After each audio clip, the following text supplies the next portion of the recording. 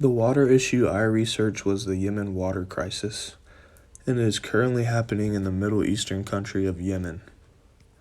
This is a severe water scarcity issue, water quality issue, and water rights issue all in one.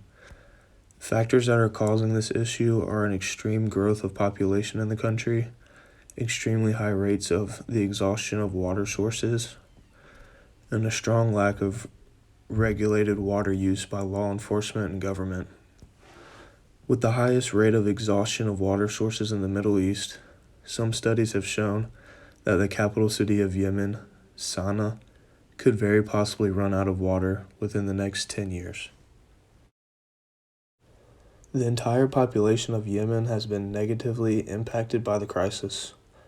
Close to 20 million people in the country today lack safe, drinkable water and are suffering from diseases such as cholera and dysentery.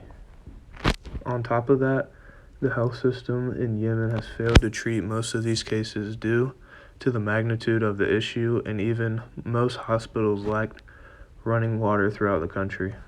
The lack of water has also created a sort of civil war between the citizens of Yemen because it has basically turned into a free-for-all over the clean water sources that they can find.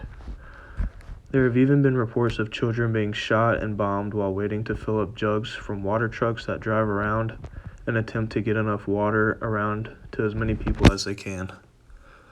One distinguishing characteristic I found interesting through research of this crisis was the use of traditional irrigation methods in Yemen to farm a popular narcotic that is used by the population called khat. More than half of Yemen's water is used to grow this plant that comes in the form of chewable leaves and is used by 80% of the country's population. The reason for the use of khat is because it reduces the feeling of hunger and fatigue, both things that people of Yemen struggle with daily.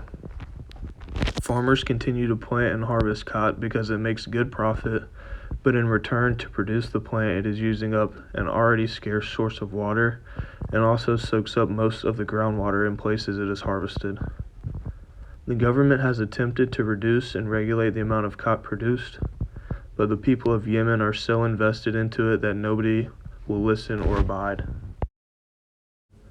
The main physical cause of this issue is the population growth of the country. Yemen has one of the highest rates of population growth in the world, with the number of people living there almost doubling in the past 3 decades. The population went from 12.3 million in 1990 to 23.1 million currently. With that many people needing water and having unreliable sources, this is a combination for disaster. The Yemen government also plays a huge part in this ongoing crisis with the lack of rules and regulations that have made water sources limited over the years. The government issued policies that encourage the use of water, which has also been a negative impact. This is currently an issue and has not been mitigated or resolved.